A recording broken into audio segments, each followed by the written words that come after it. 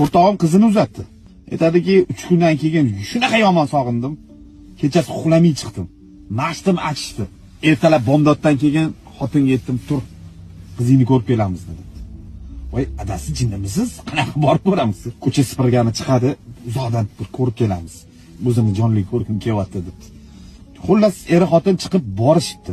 3-4 uy narida turib, mashinada o'tirib tomosha qilishibdi. Aksiga olib qizi ko'cha sipirgani chiqmabdi-da. Qaynota qaynanasi ko'cha sovuq, ko'chani sipirmaysan debdi. Baraka topib ko'rlar. O'tirdik deydi, bir mahal darvoza ochildi deydi. Bir mahal mashina chiqib kelyapti. Qarasam, quda chiqib kelyapti deydi. Ana hamma tomosha o'shadan keyin boshlandi deydi. Yur ketdik desam, shunaqa talashayotganmiz, quda ko'radi mana deydi. Joyimda o'tiray desam, mashina yonimizdan o'tadi deydi. Nima qilishni bilmadim. Xotin yot deb sirenani tushirib yotib oldik ikkalamiz deydi.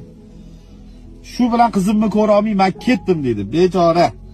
Xotinni uyga tashab ishga borib ishlab o'tirsam, bir mahal xotin telefon qilyapti. Adasi qizingiz keldi dedi. Hamma ishlarimni yig'ishtirib uyga bordim dedi. Ha qizim tinchlikmi? 3 kun bo'ldi turmushga chiqqaningga. Ertalab mashinada o'tirganinglarni qaynatam ko'rib qopti. Baraka topib ko'rib qopti haligi. Qaynanamga telefon qilib o'g'lingga ayt. Ishga ketayotganda kelinni uyga tashab ketsin, qaytayotganda olib keladi. Bechora qudalarim mashinada ko'z yosh qilib o'tiribdi, qizimni ko'rarkanmanmi deb dedi. Baraka topsin, Alloh rozi bo'lsin. Bitta savol, qiz uzatganlar. Sizlar ham shunaqa qilganmisizlar?